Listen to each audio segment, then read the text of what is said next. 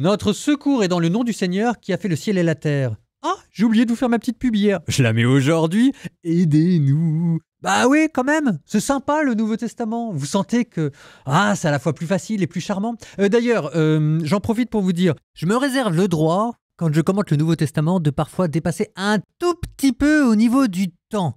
De faire des commentaires un tout petit peu plus longs. Vous savez, dans l'Ancien Testament, parfois on se creuse un peu la tête pour savoir ce qu'on va dire, dans le Lévitique. Là, c'est le contraire, on se creuse un peu la tête pour savoir ce qu'on va enlever. Mais du coup, si les commentaires sont un peu plus longs, ça veut dire que le travail est un peu plus long. Ça veut dire que votre soutien sera un peu plus fort. Je compte sur vous, mes petits bichons. Les liens sont en bas. Allez, on y retourne. On était dans notre première persécution.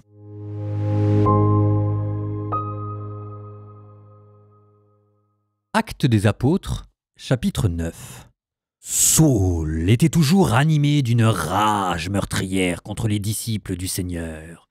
Il alla trouver le grand prêtre et lui demanda des lettres pour les synagogues de Damas afin que, s'il trouvait des hommes et des femmes qui suivaient le chemin du Seigneur, il les amène enchaînés à Jérusalem.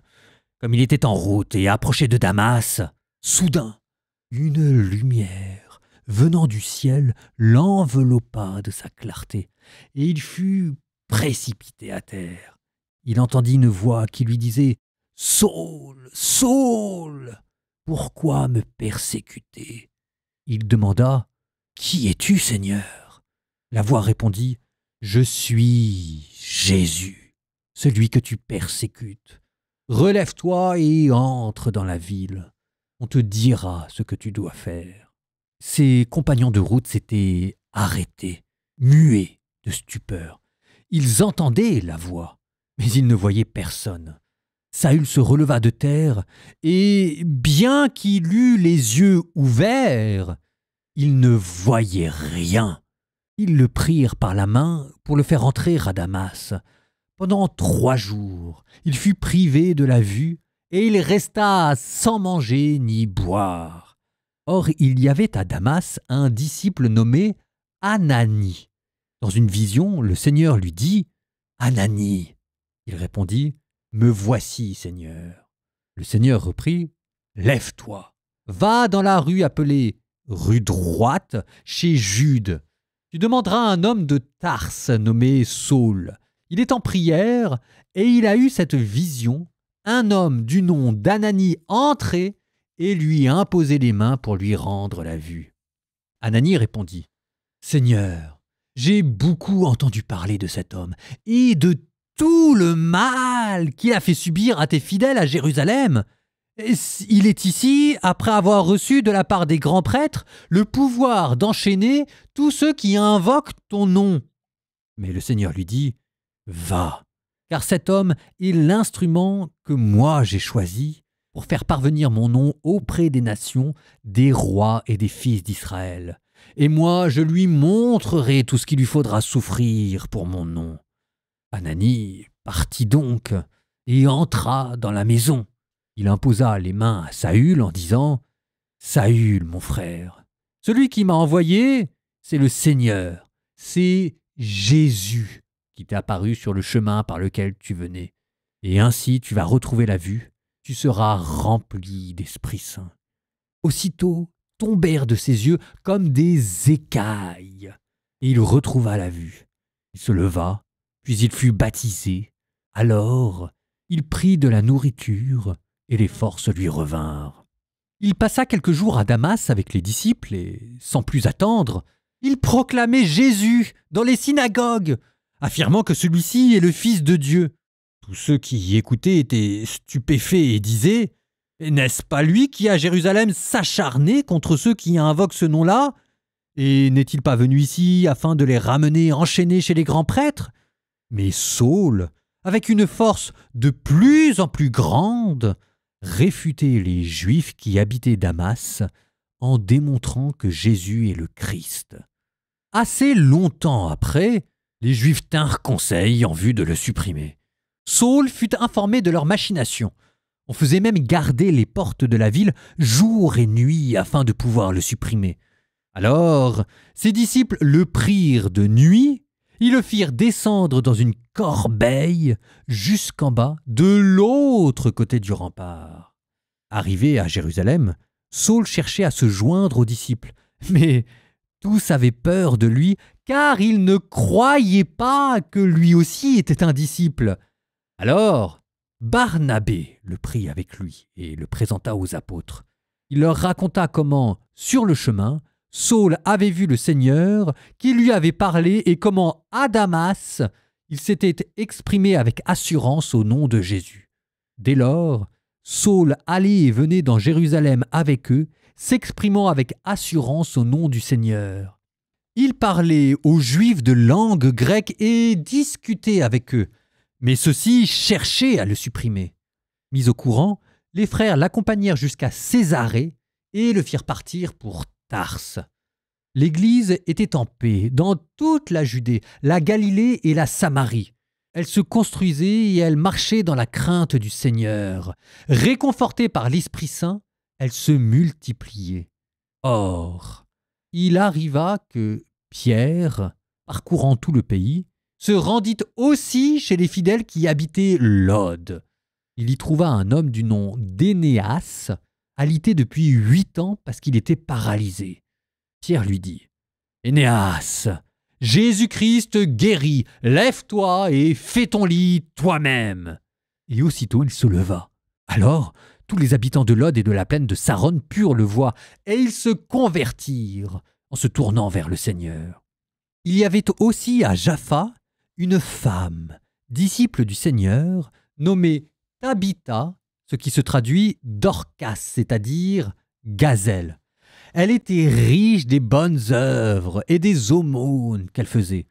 Or, il arriva en ces jours-là qu'elle tomba malade et qu'elle mourut. Après la toilette funèbre, on la déposa dans la chambre haute.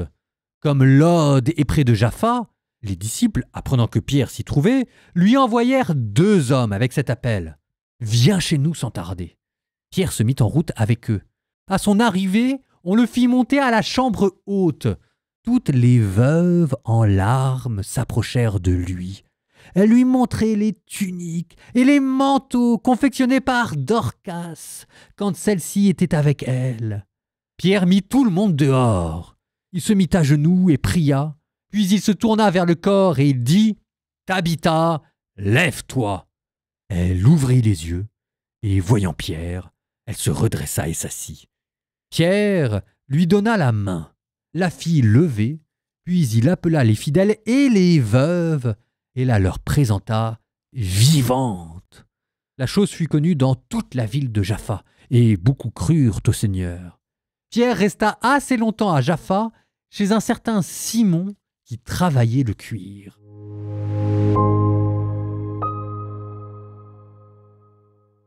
Donc, la conversion de saint Paul, qui ici s'appelle Saul. Saul, nom juif, le premier roi d'Israël, le roi maudit, et Paul, le nom latin dont saint Paul fera un jeu de mots, Paulus le petit, lui qui se déclare être le plus petit des apôtres. En même temps, il faut dire aussi, comme je vous le disais, qu'il avait commencé petitement dans l'histoire apostolique. Pour l'instant, il s'appelle Saul. On verra que la bascule au niveau du nom se fait à un moment crucial dans les Actes des Apôtres. Je ne spoile pas. On le voit ici en train de partir à Damas, qui est une ville importante dans laquelle il y avait une grande diaspora chrétienne. Manifestement, le grand prêtre à Jérusalem avait une juridiction très étendue et qu'il exerçait un certain pouvoir sur tous les juifs de la diaspora.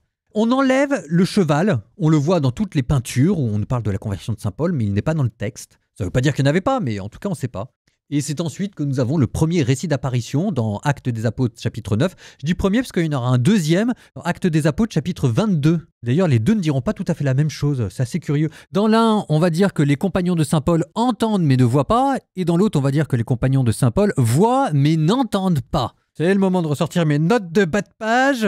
Dans le récit qui fait du même événement en Actes des Apôtres chapitre 22, Paul dira à l'opposé, verset 9, que ses compagnons virent la lumière, mais n'entendirent pas la voix. Il faut voir dans cette indication contradictoire deux façons de dire que les assistants eurent bien conscience qu'il se passait quelque chose d'extraordinaire, mais n'en saisirent pas la signification. Ouais, bon, d'accord, je sais pas si c'est très... Bon, on peut rajouter aussi qu'en Acte 9, il y a marqué « akouo » plus génitif, ce qui signifie « entendre un son ». Acte des Apôtres chapitre 22, cette fois-ci, c'est akouo plus accusatif, entendre avec compréhension. En tout cas, l'essentiel n'est pas là. L'essentiel est dans la voix du ressuscité qui dit « Saul, Saul, pourquoi me persécutes-tu » Jésus s'identifie aux disciples. Persécuter l'Église, c'est persécuter le Christ lui-même. On appelle la théologie du corps du Christ. L'Église est le corps du Christ.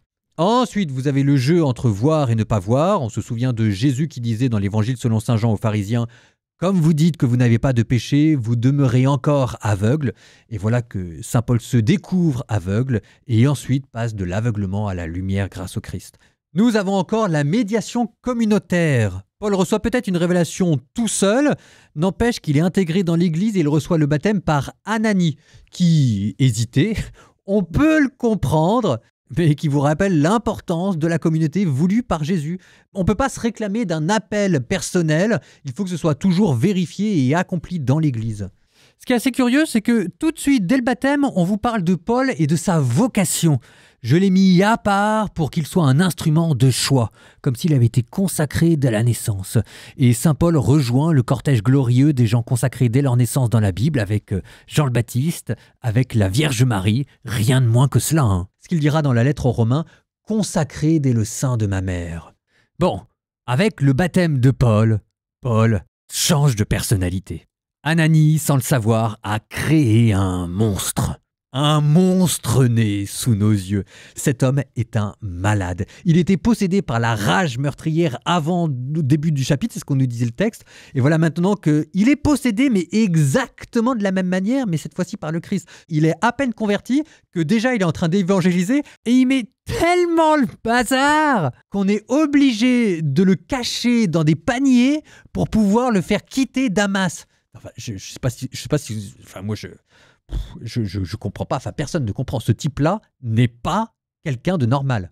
Je vous recommande d'ailleurs à ce sujet un très très beau film Peter and Paul avec Anthony Hopkins où on voit Anthony Hopkins qui incarne Paul, mais on a l'impression de voir un caractériel, un possédé, un génie et un saint, tout ça en même temps. Bref, Paul se retrouve à Jérusalem, où à la fois tout le monde veut le tuer et personne ne veut le voir, ce qui d'ailleurs me permet de parler de Barnabas. Barnabé, on l'avait vu au tout début des Actes des Apôtres, on nous avait dit que c'était un lévite, quelqu'un de bien qui avait vraiment tout mis en commun, et là on va le voir alors que tout le monde fuit saint Paul, c'est lui qui va le voir pour l'introduire auprès des apôtres. Vous me retenez ce nom de Barnabé parce que c'est une des personnes les plus touchantes et les plus sous-cotées de tout le Nouveau Testament, d'accord ? On le retrouvera plus tard. Dernière remarque juste avant de terminer. Après, il était question de Pierre qui faisait des miracles. C'est pas parce que Paul apparaît que Pierre devient marginalisé. Luc est toujours très attentif à essayer d'équilibrer les deux figures. Bon, en même temps, Luc, ami de Paul, un de ses soucis constants était de légitimer Paul pour montrer qu'il était toujours en lien avec l'institution. Et donc, il y a toujours plein de petites allusions comme ça dans les Actes des Apôtres. Bon, et maintenant, on termine par le psaume. Psaume 140. Seigneur, je t'appelle, accours vers moi. Écoute mon appel quand je crie vers toi. Que ma prière devant toi s'élève comme un encens et mes mains comme l'offrande du soir. Mets une garde à mes lèvres, Seigneur, veille au seuil de ma bouche. Ne laisse pas mon cœur pencher vers le mal, ni devenir complice des hommes malfaisants. Jamais je ne goûterai leur plaisir. Que le juste me reprenne et me corrige avec bonté. Que leur parfum ni leur poison ne touchent ma tête. Ils font du mal, je me tiens en prière. Voici leurs juges précipités contre leur roc, eux qui prenaient plaisir à m'entendre dire « Comme un sol qu'on retourne et défonce, nos os sont dispersés à la gueule des enfers. Je regarde vers toi, Seigneur mon Maître. Tu es mon refuge, épargne ma vie. Garde-moi du filet qu'il m'est tendu, des embûches qu'ont dressées les malfaisants. Les impies tomberont dans leurs pièges. Seul, moi, je passerai. »